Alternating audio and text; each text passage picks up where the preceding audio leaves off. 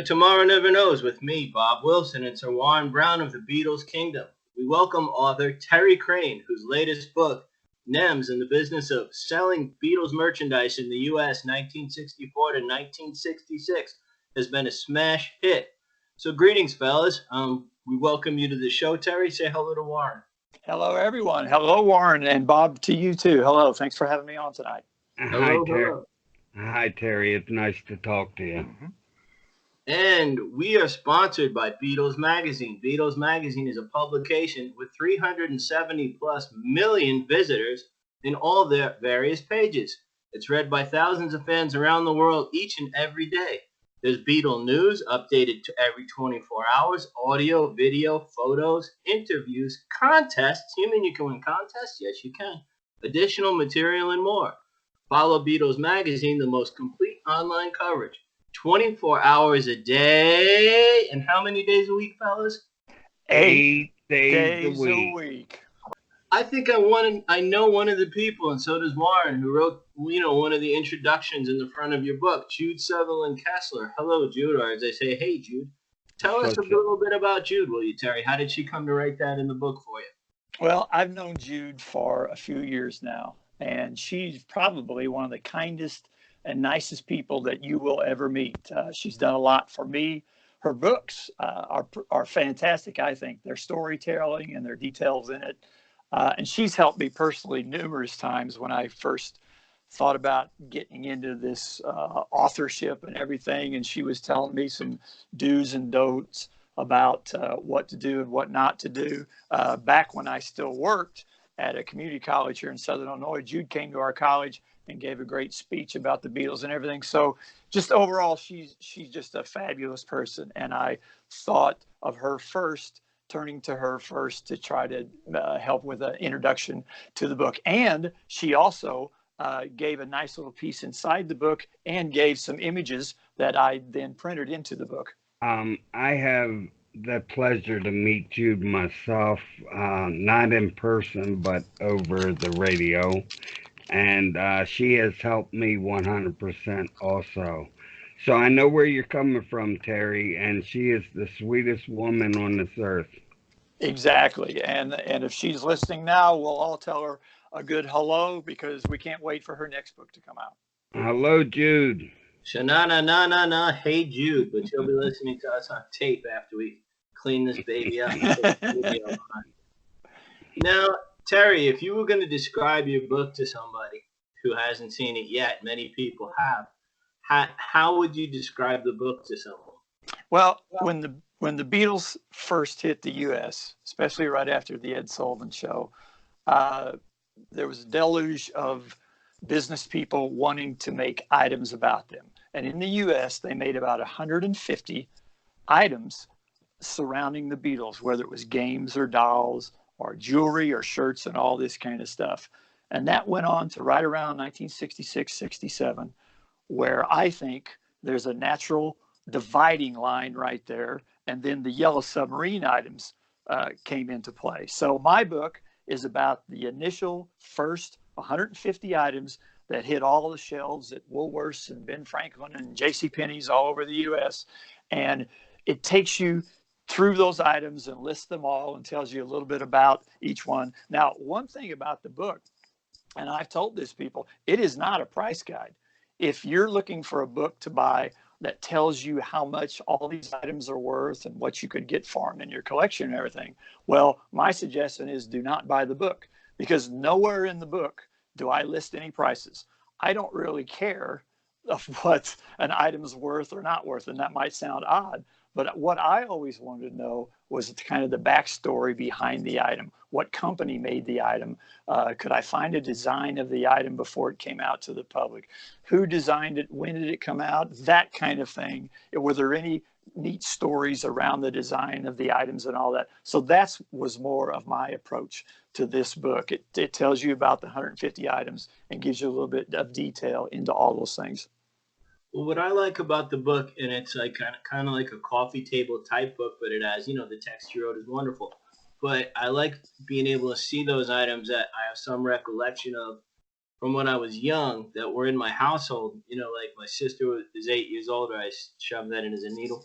But she had some of that stuff and T-shirts and dolls and things like that, and I remember some of it. And you know, it's cool being able to see it again in the book with such wonderful pictures, like assembled in one place. Because that stuff gives me like a special feeling. I think when people talk about the Beatles on the Ed Sullivan Show, they get a memory. When I see the memorabilia, it brings back a great memory to me. Does that make any sense to you?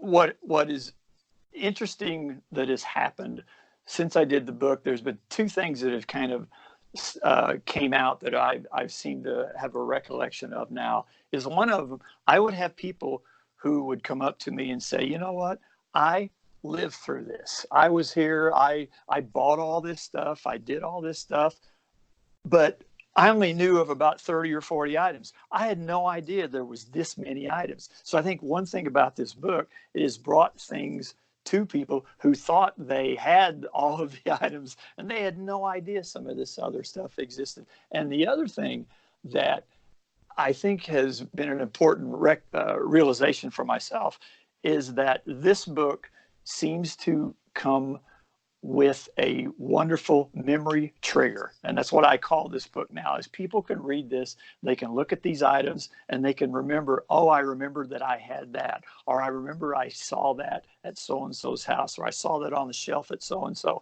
And it reminds me of their younger days. And, you know, you go through this simpler times and all this kind of stuff like that.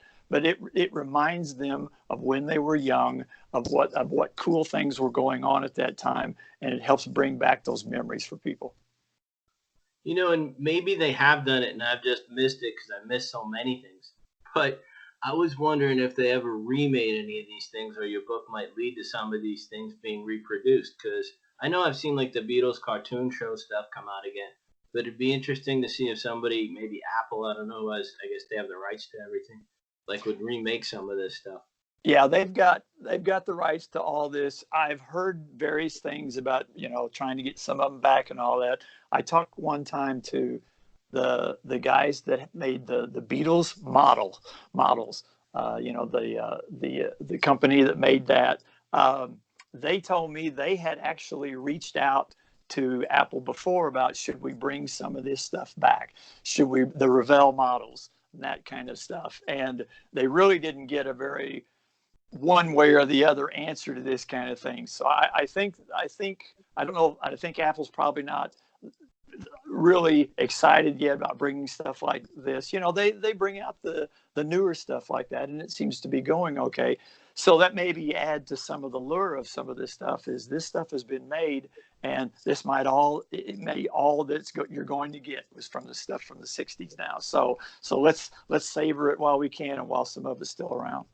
Well, I know the yellow little submarine corgi thing. I hope they make that again, but I'd like to have I'd like to have a shot at that. Exactly. But before Beatlemania broke loose in a tremendous frenzy throughout America, I guess, you know, it swept through very suddenly after we lost President Kennedy. What was merchandise like before that in America? Like some of the things you mentioned in your book were Disney. People love to collect Disney. There's so many warm memories to a lot of the Disney stuff. Elvis, you know, from the 50s mostly, and with, I guess, would be the memorabilia trend for him more than the 60s with the movies and other people. What was merchandising like in America before Beatlemania broke loose? Well, you had some merchandising. I mean, it goes back to even like the Wizard of Oz stuff in the 30s. You had some of the stuff that came out there. You had some of the stuff like the Batman and the Superman, especially the Superman, who were tied to some of the, even in the 40s, to even some of the World War II stuff and all that. And you get into the Batman, and you get into, yes, the Disney and the Mickey Mouse, and they even did the Davy Crockett coonskin hat back then and all that kind of stuff, and Elvis himself. But you did not have the mass merchandising movement, anything like happened with the Beatles. You had some small things and some odds and ends. Yeah, you probably had Colonel Parker sitting behind a card table with at an Elvis concert trying to sell some stuff as you walked in the door and all that. But it was not a really organized, professional, machine-driven mass merchandising mode like happened with the Beatles. And I'll even go out on a limb a little bit. I even think with the research that I do and see these things, I think that actually mass merchandising almost in the United States of an entity or a band or something along a person or something like that. I really think that mass merchandising started February 10th of 1964, the day after the Ed Sullivan Show. That next day, you had the CellTab executives. CellTab was the United States company that handled these 150 items. Well, you had the CellTab executives, their hotel rooms the doors were getting knocked on in the morning, February 10th, after the Beatles played Ed Sullivan. And you had these businessmen who had flown in from the East Coast and driven in from the Midwest and came across from New York, and they said, we have an idea. We want to make a doll. Where's the paper we can sign a license? We have money in our pockets. What else do you need? And then the next guy was beating on the door. We have a game we want to make. We have a sweatshirt. All this stuff that next week and the next few months started just rolling in, and it started, I really believe, this idea of mass merchandising an entity or a product in the United States. They were up against a lot. Like, I've heard you speak. We did an interview in print in Live for Live Music. So I have a little advantage in having, been in contact with you before. But, it's interesting, like in 67 later when Brian Epstein died, John Lennon said he knew they were finished because they weren't businessmen. But what was Brian up against in his company, like in your book titled NEMS? I assume, that's Brian's store and his company. What was he up against? Because like you're saying, there never has been this kind of merchandising before. And all of a sudden it's thrown at his feet. And at best, what was he operating? Like a small record store or a small chain store? Well, he worked in Dad's chain store. He worked in the record department of the chain store. So you get where the band is getting bigger and the band is getting bigger. And, I'll use a disclaimer that when people talk about this era and Brian's decision on mass merchandising, and the big thing is that Brian and his company only got 10% of the mass merchandising contracts, and the other people got 90% and all that. And everybody talks about what a bad deal that was, and that wasn't very smart and all that. Well, I'm one of the probably few people who I don't fault Brian one single bit for doing a deal like that, because there was nothing before that had ever happened like this. There was no playbook. There was no manual. There was nothing to go on to see if 10% is good or whatever. So you got Brian Epstein sitting here about late 1963.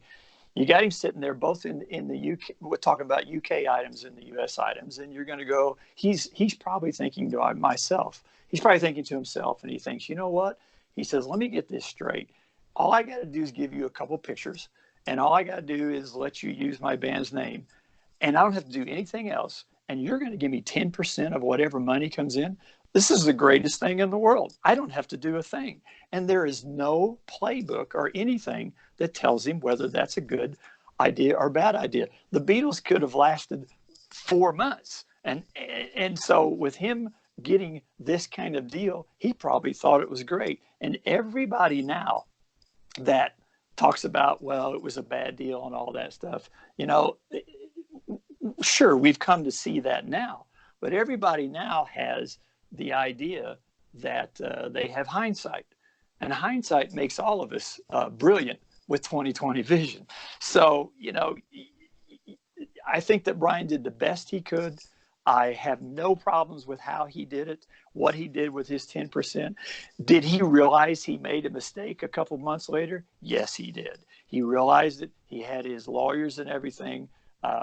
By about August or September of 64, they had negotiated that whole contract and made it more of a 50-50 split. So he realized at that point the potential that no one saw coming, that they could have did mass merchandising. But I don't blame him really one bit for what he did and how he did that, because there was no precedent set before that.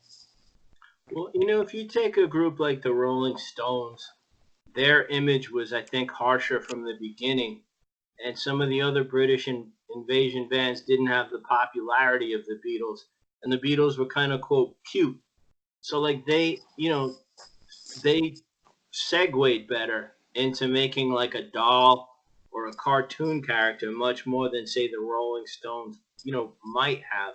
So really like they were in a very unique position. And like of course the music is so important in catapulting them to where they got. And there's no right or wrong answer to this question, at least that I'm aware of. But when you think of the Beatles making such an explosion at that time, like what do you think it was? Like other groups also had decent songs and they had some handsome, people in them and things like that. But I don't recall another phenomenon like that took off and has lasted until this day.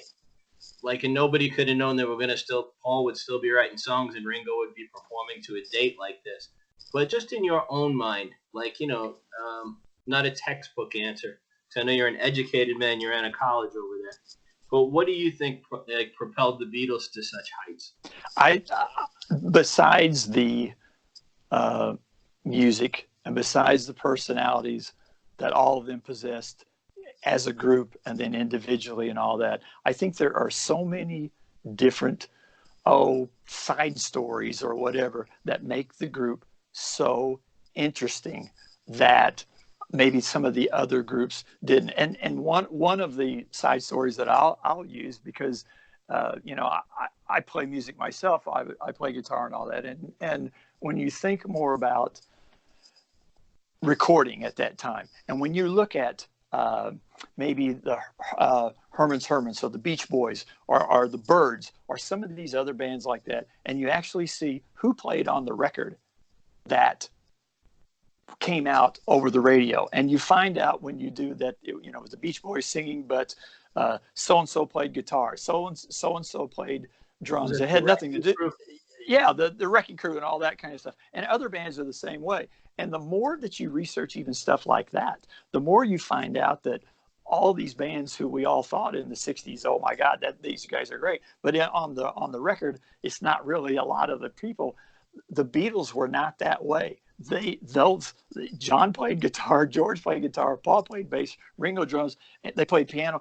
Almost all of their stuff is their own things. And just an aspect like that alone makes them rise above some of the other ones. And you put all these other sidebars and aspects together, I think that's one of the things that make them so much on a different level than all the others. And I'll use, and I don't mean to keep talking about this, but I use Hermans Hermits, for example. Their great song, Silhouettes by Hermans Hermits. It's got a great guitar lick and run in that entire thing right at the beginning and everything. You think, oh, what a great lick by Hermans Hermits. Well, that was recorded by Vic Flick, the guy who made the famous James Bond guitar licks. That it sounds so cool also. So you find out stuff like that in some of these other bands, the guys in the bands, that's not the guys playing that. But when you look at the Beatles, one of their sidebars is that's the Beatles playing that right there.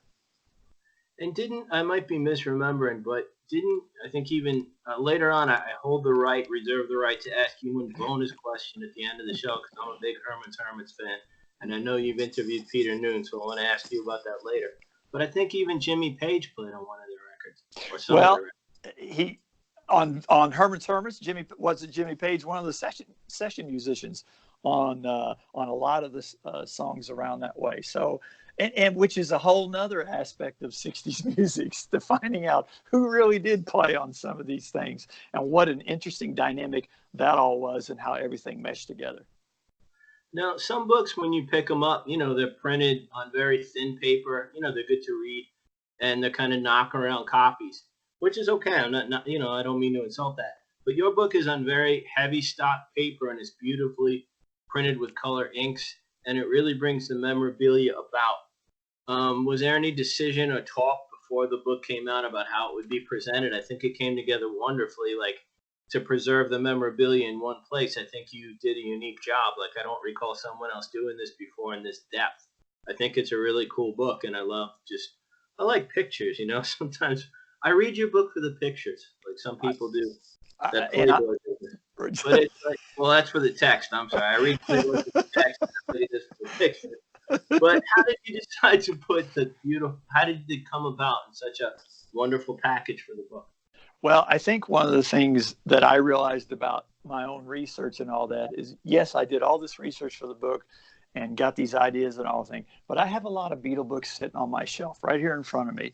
And when it came time to really thinking about how I wanted my own book presented, I'd pull all these Beatle books off of my shelf and I'd start looking through them and I go, well, I don't like that. I don't like that. I like how this guy did this. I like how this guy did this. So my book, I kind of took a collection of all these things that I liked in other people's books, which are, like you said, the pictures and all that, and put them all together in a package like that. I wanted the photographs to be as good as we could find and to just pop off the book. And in fact, I jokingly says one day, I have 6 grandkids right now. What I'm wondering, and they're from 7 years old and below, what I would like someday is to see a grandkid sit on the couch who can't read yet, but they keep flipping through the books because they're absorbed into the images all the time. And that's when I know that maybe I've done a pretty decent job of trying to get some stuff together.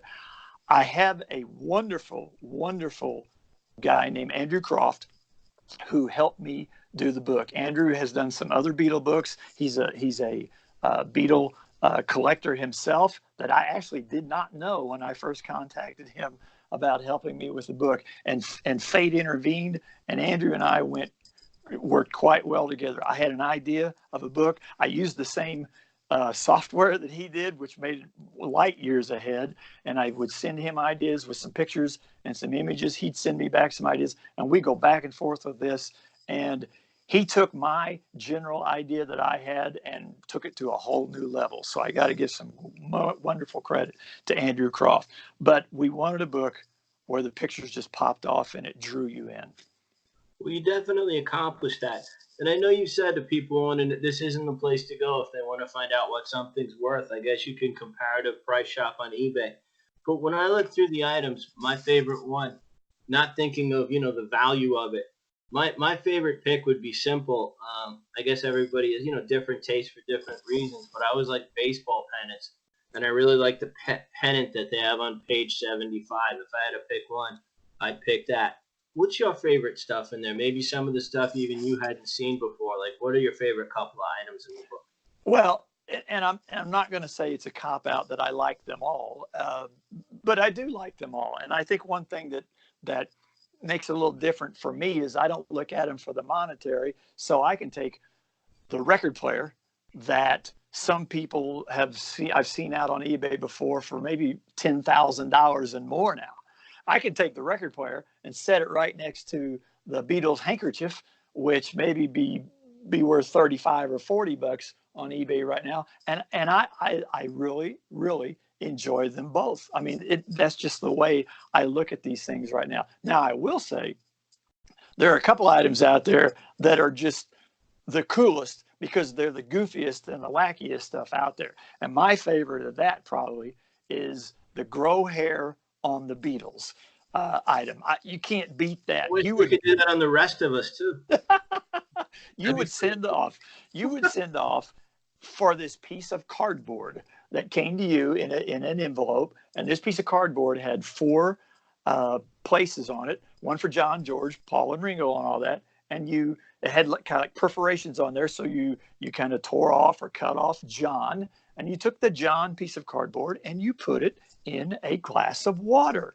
And in about a week, because John, the picture of John on the piece of cardboard, had these chia seeds on his head, John would start growing hair on his head that you, as the really good Beatle fan, you then could cut his hair just what you wanted to. And the ad tells you that you can have your friends over and they can watch in awe as you cut one of the Beatles' hair just exactly as you want to. I mean, it doesn't get much better than grow hair on the Beatles in a glass of water on your desk. But it's items like that that just add to the whole wackiness and goofiness of this whole thing. Well, that reminds me of that old commercial that just came back to me as you were talking. Cha-cha-cha-chia. Exactly.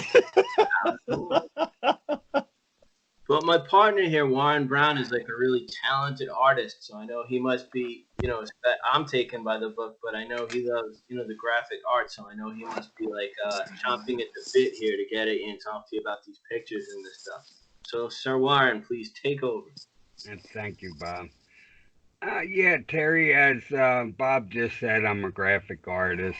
I do a lot of pieces on the Beatles. You can find some of my work on Warren Brown's art page on Facebook, as well as the Beatles Kingdom.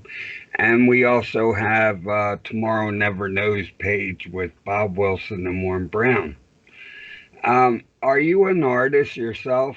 And if you are, please tell me about some of your work. Well, do I have artistic tendencies? You could say that. I play music, I can draw, I do photography, I do stuff like that. So in that kind of world, yes, I enjoy doing that. Some of the photos in the book I shot myself. Went to some collectors' houses, and they were nice enough to let me in, and I had a little light box that I shot of myself.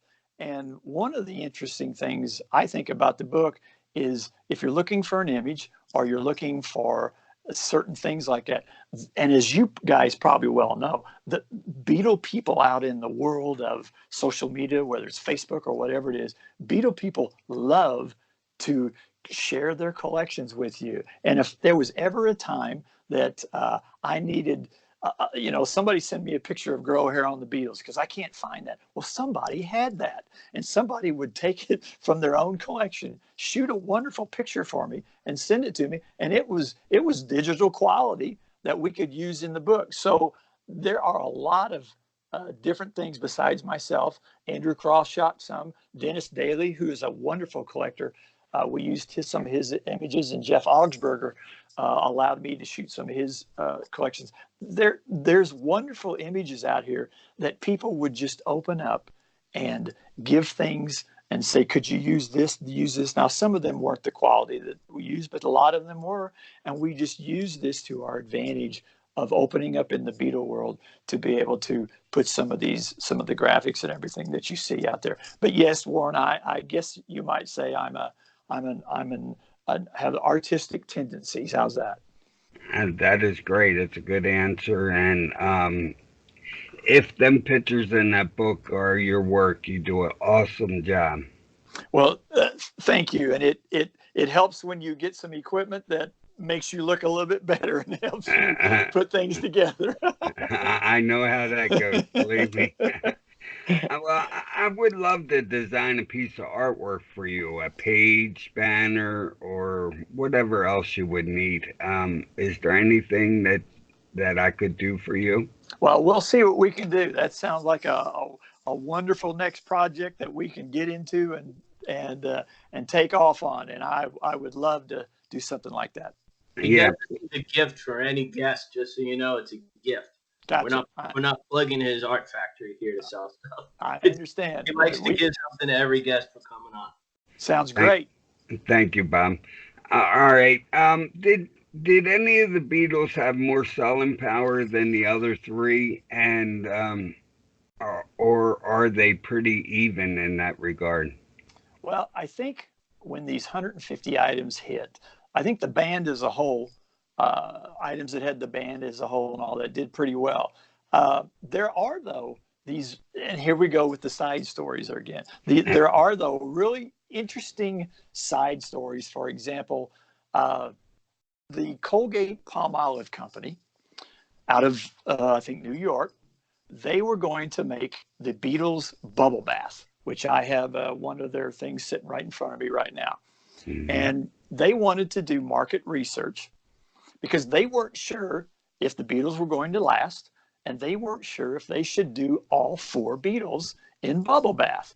So they turned to the Rimco company, who had already made the Beatle dolls. And the Rimco dolls in Beatle collecting world are very prevalent all over the place. So they turned to Rimco and they said, what did you find out about Beatles and making these individual things? And the Rimco company told Colgate that the two most popular Beatles in the United States were Ringo and Paul.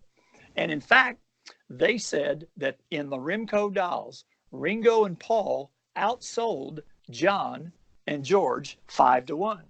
So then what does Colgate do? Colgate makes a Beatles bubble bath, and they only make two dolls. They make Ringo and they make Paul. So whenever I see now people go, why did they only make two? Well, that's because market research said now that these were the two most popular Beatles. Now, I will also say market research, back in 1964, was that sending out a survey and really doing their due diligence on what it was? Or was market research that the executive walked back into his home and asked his teenage daughter and her friends, who's the two most popular Beatles in the U.S.? Either one of them makes perfect sense to me on how you figure out the most popular Beatles in the U.S. But that is why there's only two Beatles bubble bath, and you find out little things like that. For example, there is a sculpture. There is a bust of a Beatle made by the Starfans Company out of Coral Gables, Florida. And if you think it was bad that they only made Paul and Ringo in the bubble bath, well, they only made Ringo in the bust, in the Starfans bust. They didn't even bother with the other three because they thought Ringo was the most popular. So to get the best of our bang for our buck, in case the Beatle fad goes quickly, we're only going to make one. So it's just little things like that make it interesting to find out about how some of these decisions are made. Yes, that's very interesting. Huh. I never knew any of that. That's pretty good. In what ways has different art and merchandise touched you personally? Well, and I was thinking about this. I think as I stare at a collection or stare at pictures and everything, I just think that this time and this genre, of these items being wacky, the bright colors they had, the quality of some of these, and the lack of quality on some of the other ones. I think all of this just draws me into it, and I'm old like other people. When the 60s started, I was 4 years old. When the 60s ended, I was 14. So right in that 10-year period where I was, it was games, it was toys, it was stuff like that. This is the stuff that I remember. This is the stuff that I could look at, and it's my memory trigger of going back to this kind of stuff and reliving that. So I think that's how some of this has touched me personally. It's just hung on, and it's so much more interesting now that I can look back on it this many years later and maybe get a little bit more insight on some of them. Yes, I'm sure it's amazing to look at some of the stuff that you have. Did you ever see any of the Beatles live, solo or as a band together? I did not see them as a band. I have some friends that saw them, and I will eternally be jealous of them for seeing them. I have seen Ringo perform. I have seen Paul perform, and they were wonderful. My Ringo show was probably my favorite. I saw him at the Ryman Theater in Nashville, Tennessee, and I was in the third row, very close, and sitting behind me was Ringo's wife. So I thought, well, how many times can I say I had better seats than Ringo's wife? So that was pretty good. So, and I also, on that same day, I also got to visit and be in on it was on his birthday. And, he always does his peace and love thing on his birthday in the group thing. And I was very in one of those one time, and very close to him at that. I mean, proximity wise, I was close to him during that, but that's the only time I have seen them perform. That is very cool. I would have liked to have been at a Ringo birthday party thing. Yeah, that's interesting. Besides the growing hair on the Beatles pictures, what other wacky merchandise do you like? Well, there's two other things that comes to mind. There's an item, one of the 150, called a twig. It's called the Beatles twig. And if you look at this, it's two sticks with a round plastic cylinder that you take the two sticks and you kind of roll the round plastic cylinder up and down these sticks, and you throw it in the air and try to catch it and all that. Well, that has nothing to do with the Beatles or the band or anything.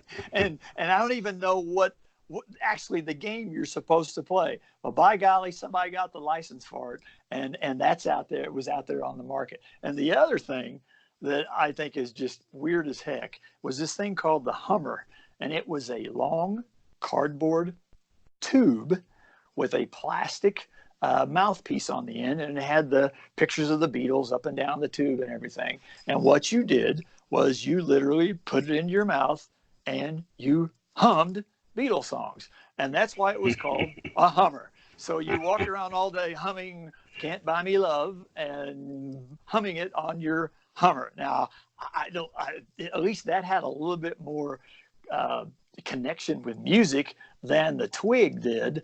But these just two of these things that, like I said, I really believe when they first started coming out with some of this stuff, they watched the quality really good and all that. But I think after a few months, when they were giving some of these licenses out, I'm not sure how much the quality stood the test of time, as opposed to let's do it, let's get it out there and see what happens.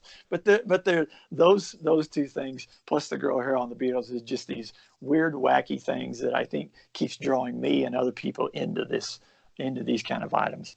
Yeah, that's interesting because I never knew such items existed. Exactly. So Exactly. I'm very interested in going through your books. I'm sorry to say that I haven't did that yet, but I will get around to that because I have several items myself that I like to check out and see if it's in your book. Mm-hmm. But does any of the new Beatles merchandise being produced today resonate with you? You know, I get some of it. I'll be honest. I've got the little, what is it, the Hot Wheels cars. The Hot Wheels cars are sitting on one of my desk here, and there's a couple things I don't. I'll look at it. I'll think, oh well, that's cool. And I usually don't get stuff like that. But what I do like is even stuff like that gets the Beatles back out into the public. And even if it's the young kids who are playing with the Hot Wheels car, or maybe kids that are putting together the Lego Yellow Submarine item and stuff like that, you're getting the band back into the market. A younger generation is seeing things like that, whether it's toys or the Legos or the games and stuff like that. And you're getting a whole new group of people who are coming to appreciate band. So I understand Apple's approach to that, and I look at it, but I roll my eyes at some. I will admit, I think I got to have that. So I look at it two different ways. One of my favorite new things, I'm a Lego person myself. I love Legos. My two grandkids have every Lego thing out there, and I help them put it together all the time. But I won't let them touch my yellow submarine. And I totally understand that. I got this sitting here. It's still in the box. I haven't even opened it, and I'm gonna keep it that way. Well, you probably do what other people do. Like I might buy the Hot Wheels cars, but some of them are stored away, and then I buy a second set to let the grandkids play with them. Exactly. You're exactly right. That's exactly what I did. I got my own set. There was actually two different sets of Hot Wheel Beetle cars that came out.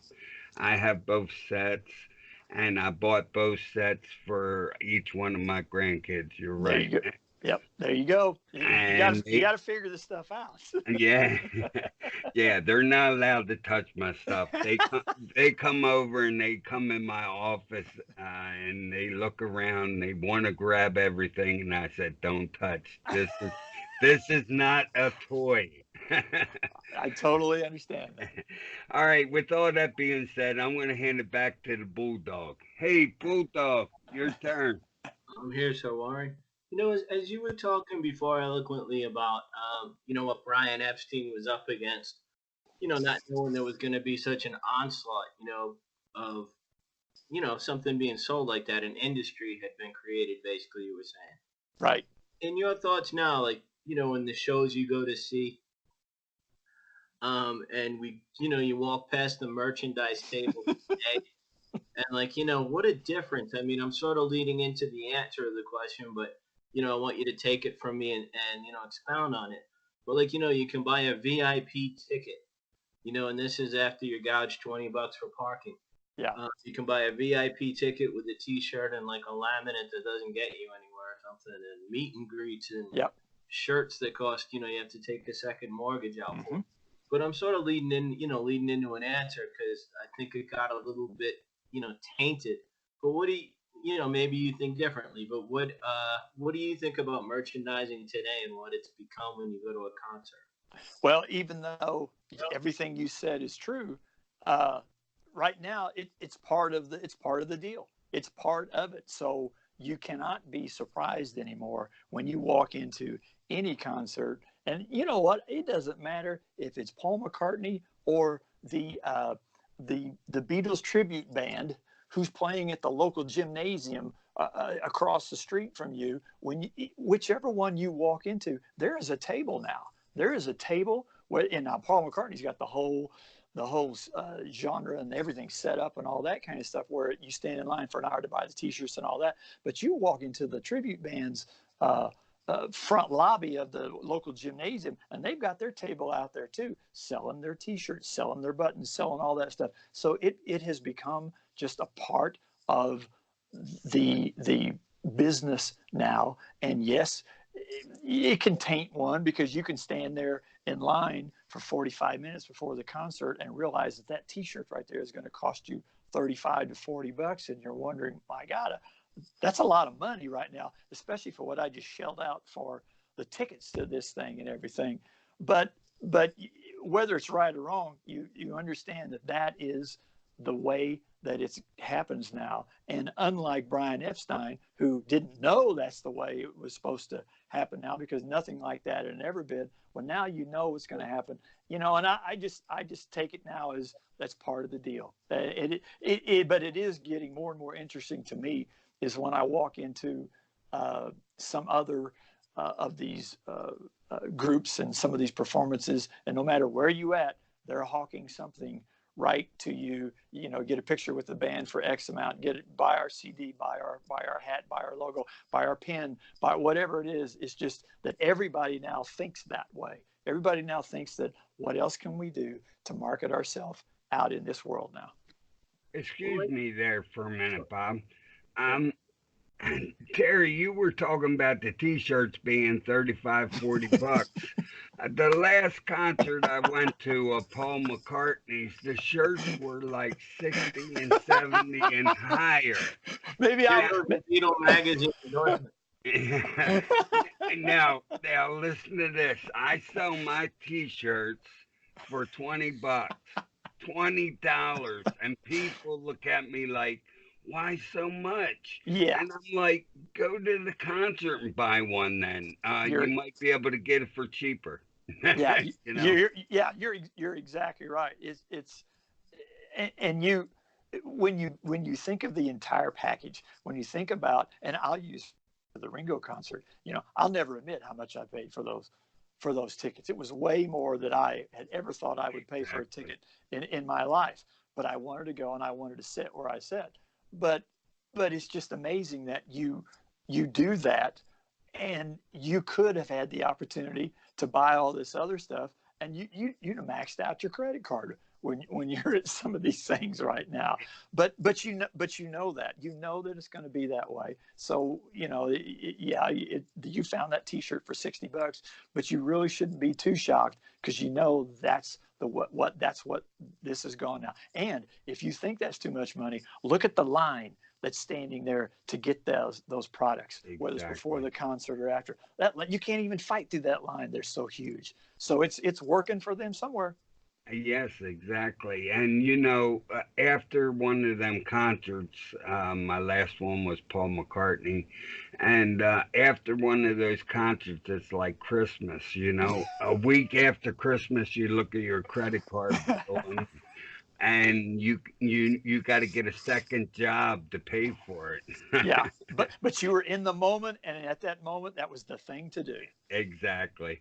All right, Bob. I'm sorry for cutting in there for a minute. Go ahead and take it Bro, away. I like your T-shirts better. Thank you. I appreciate that. I try to do my best on them. Warren made me a great, unique shirt with a collar and 3 buttons that says "Tomorrow Never Knows," and I love it. Oh, cool.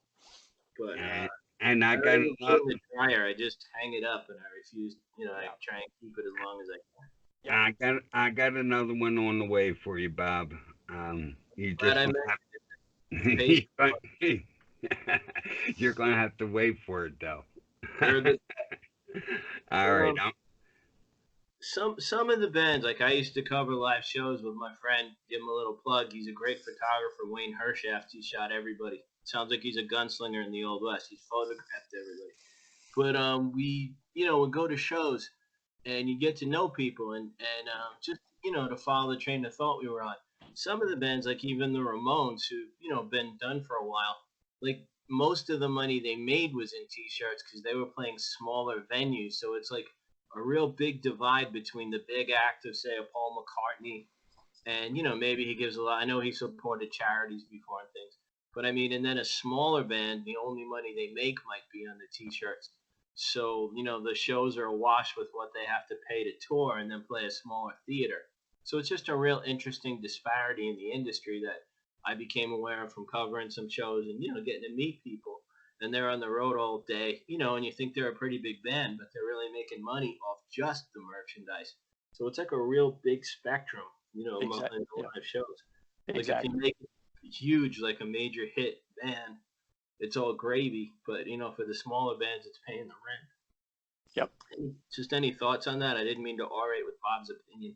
No, and I agree. And my just about 3 weeks ago, I went and saw a Beatles tribute band locally. They were very good. And when I walked in the door, I'd already had my tickets, but I glanced over and I thought to myself, "Yep, there it is. There's the merchandise table."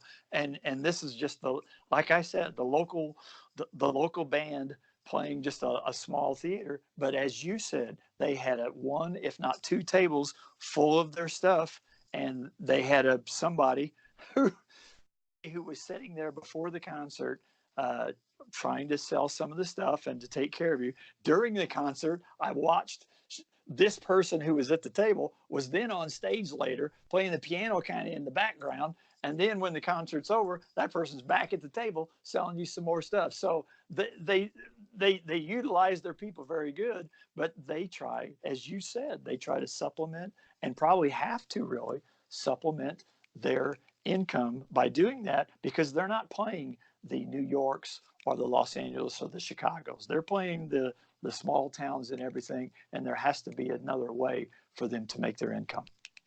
And it just, as I grew up and, you watching TV as an American and you're glued to the darn thing. But it's like when Kiss came up, like the merchandising in the mid 70s and stuff was something like what they had like color forms and Mm-hmm. they made Kiss coffins. You could be buried in a Kiss coffin. That's on that one. And all different things, but it's just interesting to see, the cycle that went through. And your book, I think, captures the best of it. Like, I love your book because it captures the innocence of it. Like, if I went to see, say, Rod Stewart and I had to pay $80 for a T-shirt, it kind of spoils the event for me. But your book captures the Beatles' innocence when they first came up, and it was just so special to people that the afterglow of that still has because he's talented and it's good music. But Paul put out Egypt Station, it still hit #1. Now, who would have thought that a group that was basically playing and learning their stuff before Kennedy was elected president would still be playing today in 2019 with two of the guys left at such a high level and in such demand. It just speaks to that. But I just love that part of your book. I love looking at the stuff because there's still an innocence to it, like it hadn't been tainted yet. Well, and I understand perfectly what you're talking about. That's what I think. Even that adds to when I call it the wackiness and the goofiness. Well, I think that's part of the whole thing. That it's just the colorful, the fun stuff that came out right then. You know, was it the best quality wise? No. Did it have some odd things like growing hair on the Beatles? Yes. But you just can't, that whole period from 64 to 66 when they came out with this stuff, that kind of stuff has just stuck with me because that is the coolest period, I think, of the Beatles items that there ever was. I definitely agree. And if I can indulge, like, because I like another group an awful lot that came out at that time, could you, one, tell us about the Hermans Hermits? Maybe some of the people listening are of our age group and they know well who they are, but maybe we're lucky and we're getting some younger people. Could you tell us who they are, and then I'll ask you about maybe the times you've interviewed or seen them? Well, you mean the groups like the Hermans Hermits and the Well, the group, the Hermans Hermits in particular. You mentioned them before, and I just happen to be a big fan of when I put their music on. I capture it. Yes. From my listening, that same innocence. Yeah. Music. I'm a big fan of theirs. My sister, who was a couple years older than I, was a huge fan of theirs, and right along with her Beatle records all the time she played. She played the Hermans Hermits, and their upbringing with that around that same part of England and everything. And Herman himself, or Peter Noone himself, who's still going, what I think, still going strong today with his shows and everything, who tours the United States and who has such a I've seen him perform a couple times, and he does such a wonderful job, and it is just very humble and appreciative of what he's got. The fan base that he's got now is just amazing, and to be able to watch him and to go to those shows, and those are the kind of shows that when you're done watching Hermans Hermits and some of these bands like that, now when you walk out of the place, Peter Noone's standing there at the entrance of the thing, shaking your hand as you leave. Now, yes, he's also got his CDs there and some of his T-shirts and everything there, and get a picture with Peter. But how cool is that? That the people that you remembered from the '60s and all that are still performing, and some of them sound pretty good. Some of them might not sound the best, but somebody like Peter, his voice is as strong as ever. So when you just bring back the memories with something like that, and you go up and you remind him what he meant and what that time meant to someone like you. Hey, did you know one of the Beatles songs is about the Hermans Hermits? Tell me about it. For no one. Get it? Noone, no one? I like it. That joke, I'm sorry. I like it. It was on Revolver. But following it up, I've never heard of anybody who's met Peter Noone, or even the people who write about them. You know, it can be a little jaded. I've never heard a bad word spoken about him. And even though they're selling merchandise, you know, when they're meeting the people and taking the time after the show to thank you, there's something to be said for that. You know, that's missing in the arena show experience, you know, that a lot of people have probably grown up with and aren't used to something like that. I find it very special. I do too. Yeah, go ahead. But just tell me about, like, when you got to see them, and later I want to ask one more question about when you interviewed. Well, I think now that some of these bands, of course, they're quote old. All right, these guys are late 60s, 70 years old now, but they still perform. You got the Peter Noones that still perform, and some of these shows that go around that maybe you're the one guy from Three Dog Night walks out to sing, or the one guy, or Gary Puckett from the Union Gap walks out and sings for you and all this. But it's a whole different thing is when you leave these concerts, these people are waiting for you out in the front. They have been there, done that. They've been at the highest level of their probably of their performances in the 60s and 70s, you know, and here we are talking about 2019, 2020, but they're still around, they still perform, and they come out to the front at when the shows are over, and they talk to you and they tell you, and I really believe them when they tell you this, of how much they appreciate that we're still around and we're still fans of their music, and we remember when this happened or this happened, and they sit out there and they listen to the stories and they listen to you and they take the pictures with you and they smile with you, and it's just a whole neat feeling of how some of these bands from that were in the 60s and all that are still coming out today and are very appreciative of what that used to be. And some of them still sound great. Yeah. I mean, it's not like you're going in and seeing a subpar show. Like I saw Johnny Rivers a couple of years ago, and I loved it. I mean, it's like it's not like they're missing a step musically, you know. It's like everything with videos taken over in the day in the '80s MTV. Everything became such an image, and in show business, I guess always there was some people like Humphrey Bogart who had a different look, but looks were important if you're going to be filmed and things. It's understandable, but just an element changed. It's something that you want to go back to, and again, I think that's what your book captures. It's more of an innocence, like when the guys are coming out playing a great show, and they're willing to stand there and meet you. I don't know, maybe an oddball, but as you're saying, I think that's really something special.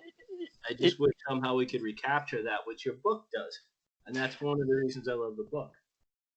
well, and thank you. And I agree. It's some of that stuff that you wish, now you're in the stadium with a billion people in there and techno and the lights going and all that. And good and well, when the concert's over, they're gone and you're gone and things like that. But when you still get to see some of the people who you grew up with and they're still out on the circuit and their voices, I have always been amazed lately by seeing some of these people. I keep waiting for their voices to crack, or I keep waiting for them to hit the wrong note, and they don't. They sound wonderful, and I'm thinking, how in the world, the 60 or 70-year-old guy or girl standing up there can still hit those notes is amazing. And I think that's one of the things that helps with the whole memory trigger thing is yes, that's how it sounded, and by golly, they still sound that way. And there's something special to it. And after I ask you the next question, thank you for indulging my Hermans Hermits addiction. But Juan's going to ask you about your website and where to get the book and any of the projects you have. And then he might ask you to sing a song with us, which is a little frightening from our end. We do it for a positive vibe. But could you tell me what it was like when you interviewed Peter Noone and what you thought of him? What I did when I would start going to some of these concerts, or especially some of the festivals and all that, where some of these people were, I started asking them questions about the memorabilia, because I would think, if I can get one good line from somebody from the '60s, that just adds to the book and all that. So I have asked Peter Noone and both Chad and Jeremy from the '60s. I've asked Peter Asher from Peter and Gordon, and some other people these questions about, tell me about memorabilia. You were there. What items did you have, and all this kind of stuff. And almost every one of them gives me the same answer. They go, well, we didn't have any.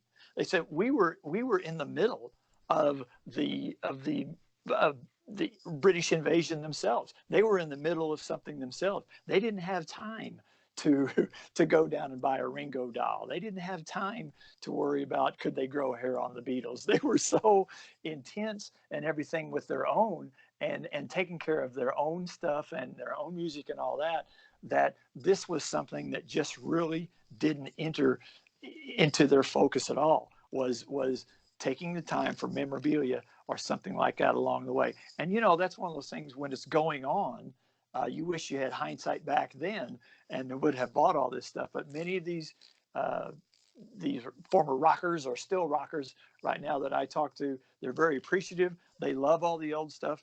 They just didn't collect it. They don't have any of it. It was just something that just didn't hit their radar. Well, who would have known? It's like saving your baseball cards, right? Exactly. Like nobody would have known. Yeah. But let's hand off to Warren. I think he wants to get your info so people know where to go to find this fine piece of work, and then we're going to make you sing if you're game to go along with it. All right, Terry. First, I want to ask you, is there anything more you would like to tell the listeners about your book that we haven't touched on so far? I think that one of the things is when I was doing the research for the book, I mean, I knew people had collections. Okay, I've got a little collection, and I knew people had collections. Well, some of these people who allowed me into their houses and into their basements and all that I shot a lot of the photos for, I had no idea of what the collection was until I walked into some of these places. I mean, a lot of these places, I was just speechless when I walked into these rooms, and I just had to collect my thoughts minutes after minutes about, my God, where am I going to start? I mean, it's unbelievable of some of the collections that people have and the enjoyment they get out of these items, the love they have for some of these items. And I'm so happy that I've got to meet some of these people to go and interview them and take pictures of their collections, especially, like I said, Jeff Augsburger, Todd Jackson, Babadoo. These people, their collections are amazing. And I know there's hundreds of people around the United States this way. I just happen to run into these guys for the books, but it just amazes me, the collections that these people have and the enjoyment that they get out of these items, which is another thing that I think came out in the book, that I enjoyed them tremendously. And now I enjoy people telling me about their own collections and everything. Oh, that's awesome. I got quite a collection myself, and I've seen some others that would put mine to shame. Exactly. It's amazing. Yeah. You're right. Where can people go to find your books? Do you have a website? And what's up next in the world of Terry Crain? I do have a website. It's obviously the www. It's fabgear.company. It's not .com.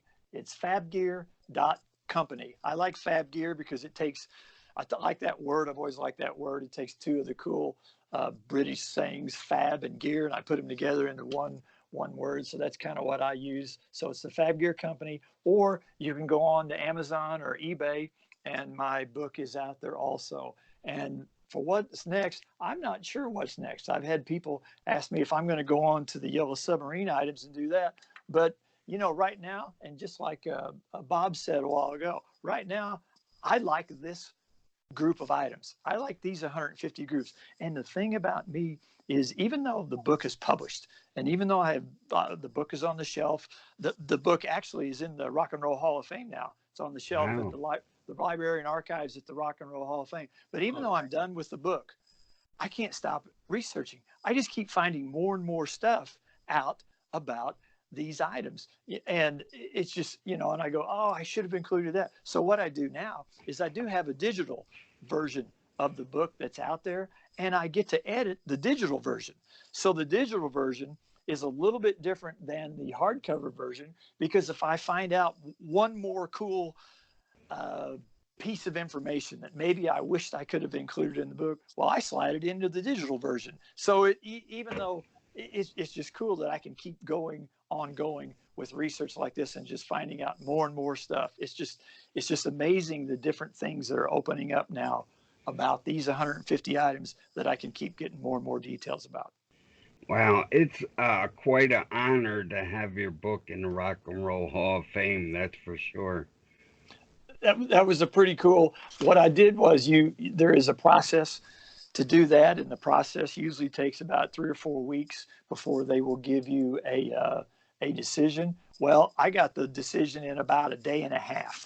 Wow. I think their quote was, "This is the perfect example of the kind of book we like to have on our archives." And I was very humbled by them taking that so quickly into their archives. So someday I just want to go there and check out my own book just so I can see it. Yeah, no doubt. I would be right with you on that. That is quite an honor. That's awesome. Thank you. And sorry for that word there, Bob. Oh, we're gonna get a synonym for awesome for this show. We're gonna get a Beatles thesaurus. Hey, would you be a sport? And we don't do it because we're great singers, but we like to end the show on a fun, hopefully positive vibe. So we like to sing the end. If I sing the first verse, will you do the middle, and Warren can close us out? I'll sing end at the end, and you could do the love you take, and he could say is equal to the love you make. We'll try. We'll give it a shot. All right, that's all that counts. And in the end, the love you take is equal to the love you make. Bow, bow, bow, bow, bow, bow. Her Majesty's a pretty nice girl, but she doesn't have a lot to say. Her Majesty's a pretty nice girl, but she changes from day to day. I want to tell her that I love her a lot, but I gotta get a belly full of wine. Her Majesty's a pretty nice girl. Someday I'm gonna make her mine. Oh yeah. Someday I'm gonna make her mine. Yay. Good job.